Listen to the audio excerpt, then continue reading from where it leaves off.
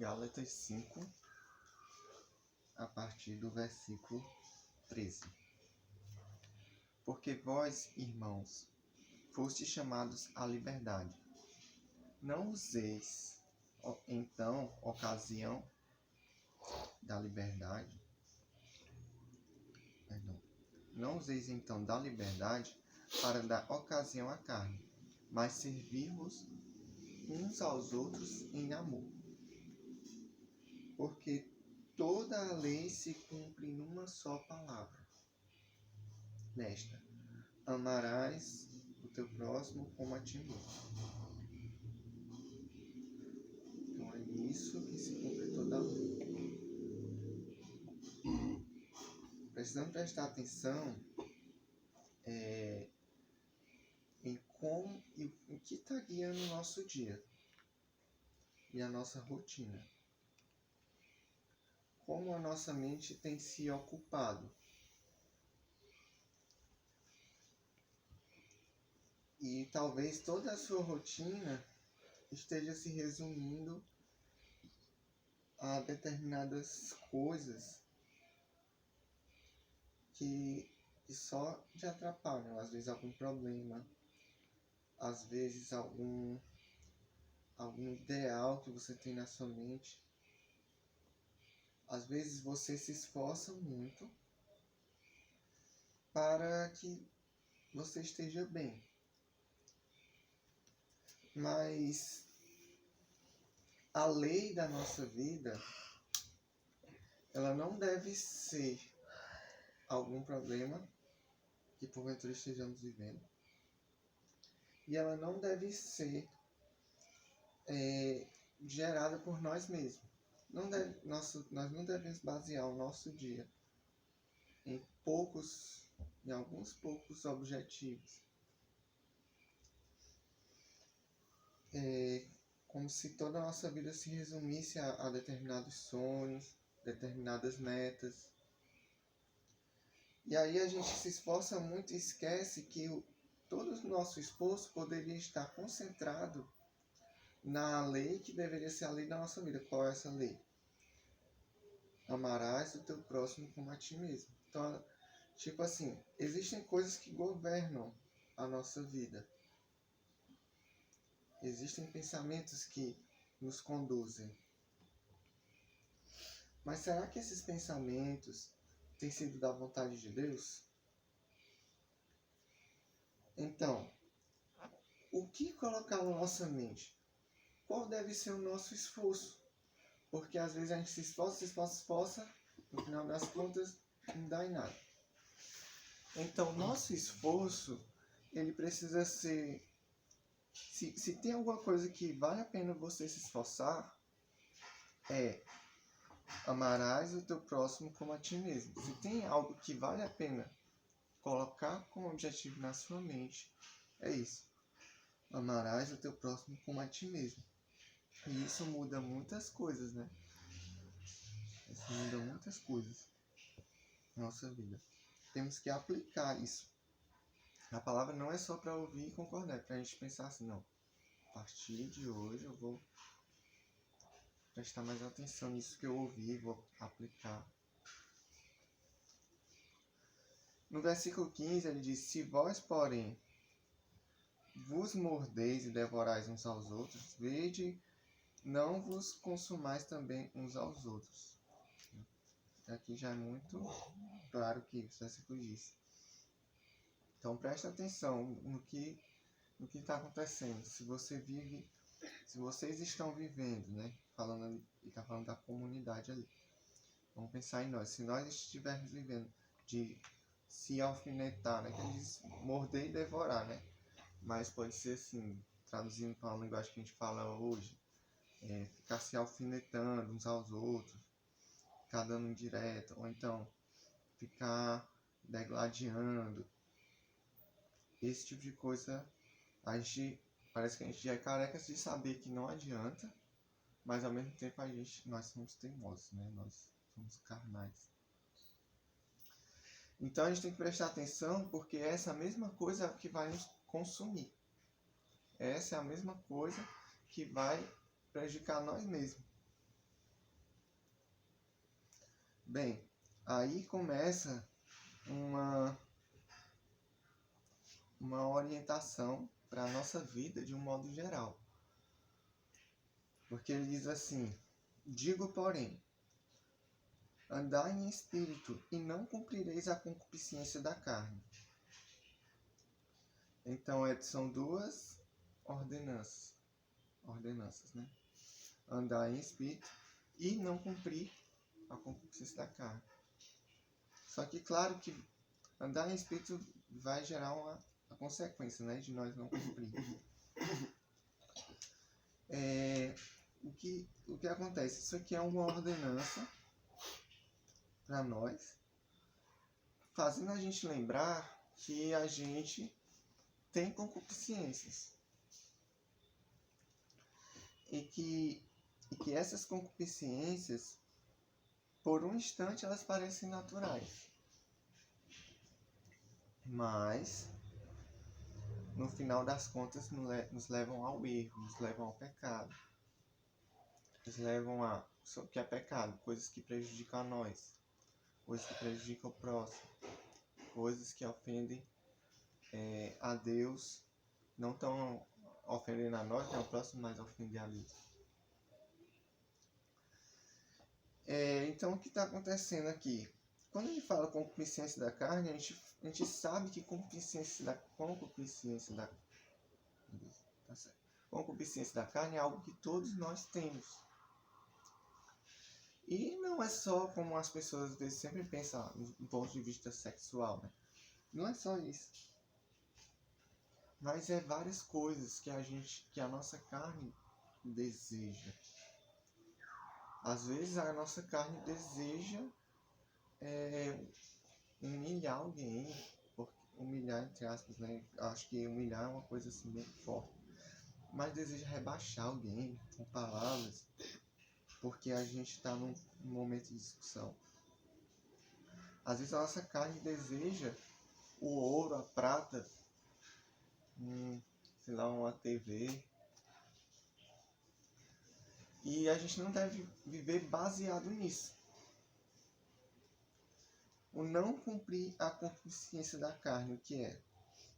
Por exemplo, falei da TV. A gente comprou a TV. Não quer dizer que a gente cumpriu a concupiscência da carne. Quer dizer mais que a concupiscência da carne de desejar os bens materiais, ela pode existir na vida do ser humano. E o que tem que acontecer? Tudo o que acontecer de bom na nossa vida tem que vir por Deus. E não por nós estarmos cumprindo nossa concupiscência. Então, falei aqui do ponto. Falei, por exemplo, aqui, né, da parte sexual. Há muitas pessoas, infelizmente, querem elas mesmas cumprir, antecipando, tipo fornicação, prostituição e tal. Elas não esperam que Deus traga isso. Então, por isso que a palavra está dizendo claramente: não cumprireis a concupiscência da carne. Por quê? Porque mesmo aqueles desejos que são naturais, eles vão ser cumpridos a partir do que Deus vai conceder. Então, como eu falei, a parte sexual, né? Porque Deus também concede ao ser humano essa experiência, né? A parte de um bem que adquirimos, Deus concede. Então, tudo, a concupiscência da carne não pode ser cumprida. O que deve acontecer é nós abrirmos mão e esperarmos que todas as coisas boas, elas vêm de Deus. E agora, por quê? Por que a gente não pode cumprir essa concupiscência? Por que às vezes, até mesmo, a gente tem que jejuar, por exemplo, para não cumprir a vontade de comer? Por quê? Porque ele explica isso no versículo 17. Porque a carne, ela cobiça contra o espírito. E o espírito contra a carne. Mas como assim, né? Aí é que está o grande ponto. Porque eu acabei de falar que existem desejos que são naturais. E aí? Como é que fica? Se é natural ou é errado? Como fica isso? É porque a nossa carne, o nosso ser, ele é manchado pelo pecado. Nós temos uma natureza pecaminosa. Então é por isso que a gente não pode viver conforme a nossa carne, conforme o nosso corpo. Inclusive, um dia nós vamos ser arrebatados e o nosso corpo não vai. Entendeu? E por isso que e quem tiver, quando Jesus Cristo voltar, quem tiver aqui amando esse corpo, vai ficar. Mas quem pensar assim, não, eu quero a redenção, como o Pedro falou, que a redenção era quando Cristo voltasse. Eu quero a redenção cumprida, totalmente cumprida, completa. Porque é isso, a redenção que é liberdade, né? A redenção significa liberdade. Está livre até mesmo da natureza pecaminosa, do corpo. Então, por isso que a nossa carne ela não pode prevalecer. Então, o espírito é algo que só quem de fato é cristão e tem fé consegue entender as coisas do espírito. Porque a partir das coisas que vêm do espírito, quando nós começamos a viver a vida de Deus, aí sim, a nossa mente, que tem uma natureza pecaminosa, mas a nossa mente ela começa a compartilhar. A Bíblia diz, nós somos coparticipantes da natureza de Cristo. Então, passa a existir na nossa mente agora a natureza de Cristo. E aí, sim, vai continuar existindo a natureza velha. Mas a natureza de Cristo vai estar lá. E nós vamos ter que alimentar isso e viver cada vez mais isso. Essa natureza de Cristo vai pôr em harmonia a nossa vida. O que é isso? Põe em harmonia todos os nossos desejos, tudo o que nós queremos, todas as nossas ansiedades, a nossa vontade de resolver as coisas de um jeito X, mas Deus vai pôr essas coisas em harmonia quando a gente estiver obedecendo a Ele. A gente vai ganhar uma força do Espírito Santo. E aí vai ser muito bom e agradável viver, porque nós vamos descobrir assim o prazer na vida. Nós vamos ter prazer de viver.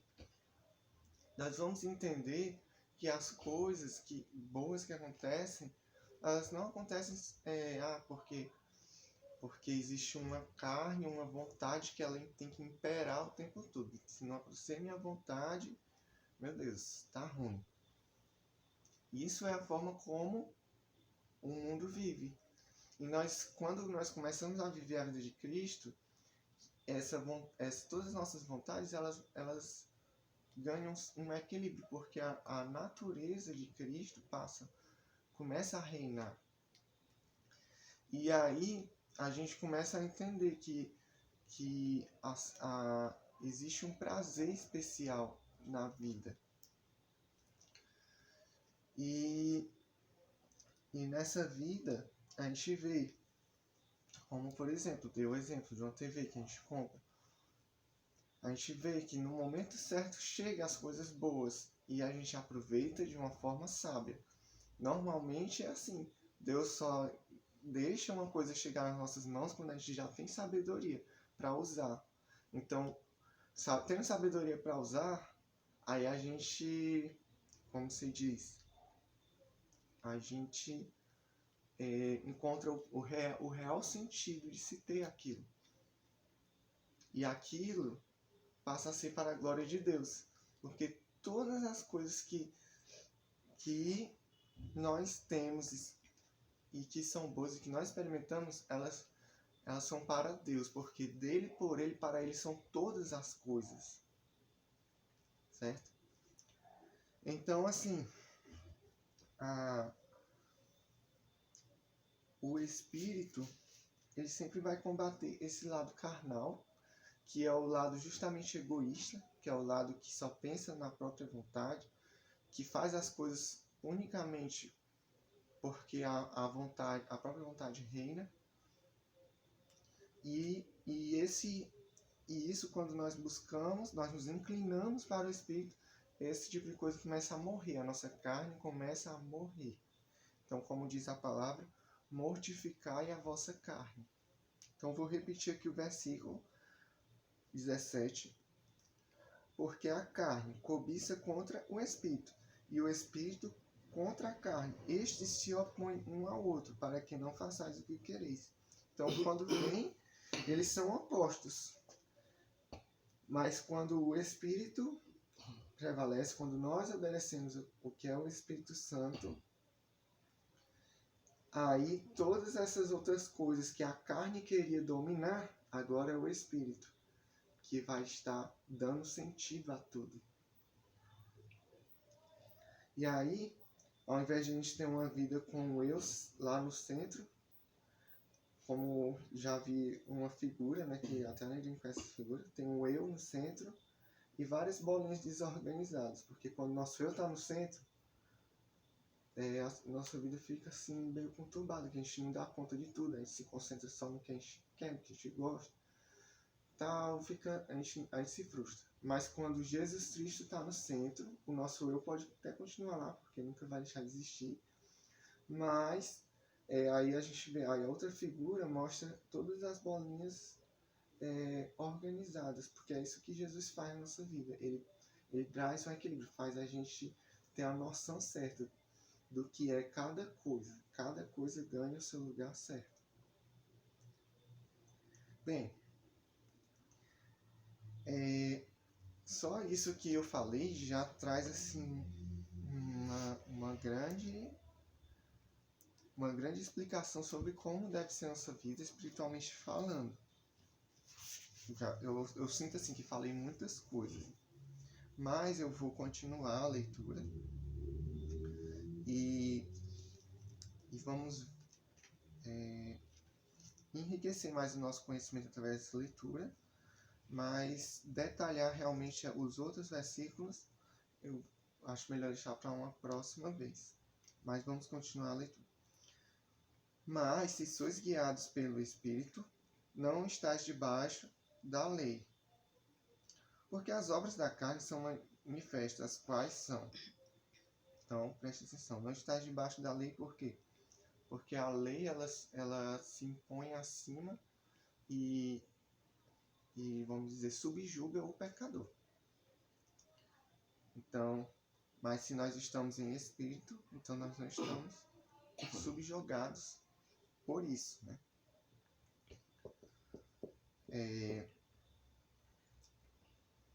Porque nós não estamos vivendo o pecado. Versículo 19. Porque as obras da carne são manifestas quais são? Prostituição, impureza, lascívia, idolatria, feitiçarias, inimizades, porfias. Porfia é uma peleja. Jesus disse, né? Porfiar pela porta estreita, né? Então, porfiar é o mesmo que você está insistindo numa discussão, né? Numa contenda. Mas Deus queria que eu não esteja errado, mas eu creio que seja isso mesmo. Então, emulações, iras, pelejas, dissensões, heresias, invejas, homicídios, bebedices, glutonarias e coisas semelhantes a esta, acerca dos quais os declaro, como já antes o disse: os que cometem tais coisas não herdarão o reino dos céus. Então, observe que ele fala em coisas semelhantes. Então, para você ver como a nossa vida tem que ser santa. Lembrando o Salmo 24. Quem entrará no templo do Senhor? Quem for limpo de mãos e puro de coração. Então, tem outro caminho. Então, não é só uma lista de pecados, mas é todas as coisas que estão relacionadas à carne. E essas palavras que ele nem falou aqui para que nós possamos ter uma noção do que é as obras da carne. Mas o fruto do Espírito é amor, gozo, paz, longanimidade, benignidade, bondade, fé, mansidão e esperança. E temperança. Contra estas coisas não há lei. Então, quanto mais uma pessoa tiver essas características, ela não pode ser julgada em nada por nenhuma dessas características, porque são características de Deus. Por isso que ele está dizendo, contra essas coisas não há lei. Óbvio, né? E o que é que ele está dizendo? E o que é que esse versículo nos remete? Nos remete a pensar assim. Quando nós queremos saber se alguma coisa é errada, nós devemos pensar. Contra essa coisa, há lei? Sim ou não? Entendeu? Mas contra as coisas do Espírito nunca vai haver lei. E talvez a gente pense, será que a gente tem que ter tudo isso? Será que a gente tem que ser assim? Assim, quem não tiver qualquer uma dessas características não é cristão, né? O cristão tem que ter todas essas características. Bem, todas essas características vêm do Espírito Santo. E quando uma pessoa aceita Cristo, ela já é capaz de tê-las. Mas não significa que ela é perfeita. Então, talvez cada um de nós possamos estar lutando para adquirir, né, uma característica dessa, para que a gente não esteja vivendo o contrário de alguma dessas coisas, por exemplo. Temperança, fé. Quantas vezes a gente teve dificuldade na fé? Mas o Senhor nos ajudou. Mas o que acontece? O fato é que todas as vezes que temos dificuldade de expressar qualquer uma dessas características, a gente sabe onde está a solução, que está no Espírito Santo, né? E que ele vai nos capacitar para isso, né? E que, como diz, seguir a santificação sem a qual ninguém verá Deus. E a santificação é justamente buscar do Espírito Santo a expressão dessas coisas boas, né? Então, o ser cristão diz respeito à intencionalidade. Jesus disse, sede perfeitos como perfeito é o Pai que está no céu, mas ele não quis dizer que ele cobra de nós a perfeição, mas ele quis dizer assim, sede, ou seja, é uma ordem, está dizendo, busque ser, em outras palavras. Sede é no sentido de ordem, no sentido de pedir para você buscar isso, né? Então, dificuldades todos nós temos, né? O importante é nós entendermos que durante a nossa vida, durante o nosso dia, em nossa semana, nossa rotina, nós vamos pecar. Isso é fato. Nós vamos pecar. Mas muitas vezes nós vamos pecar por uma escolha. Muitas vezes vai ser isso.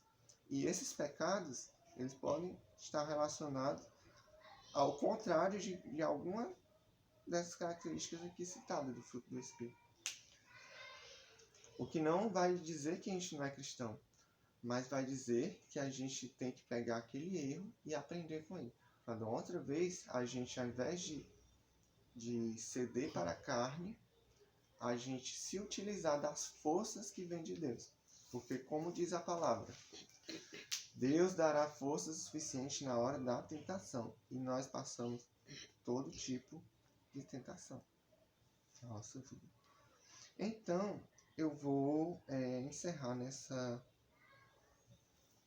parte aqui, senão eu vou me sentir assim, na obrigação de detalhar cada coisa que eu estiver lendo. E, em resumo, o que nós vimos hoje foi justamente como essa batalha entre a carne e o espírito, o que é estar em espírito, né? como enxergar os nossos desejos, como nossos desejos devem ser vistos, o que é que deve reinar, que não é a nossa vontade, mas sim o Espírito. E o que é, e qual é a consequência de abrir mão de toda essa coisa ruim que é a carne. E nós não estamos sozinhos.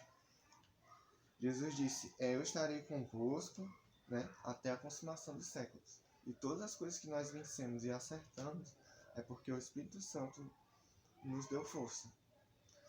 Agora nós precisamos estar atentos a que coisas estamos errando.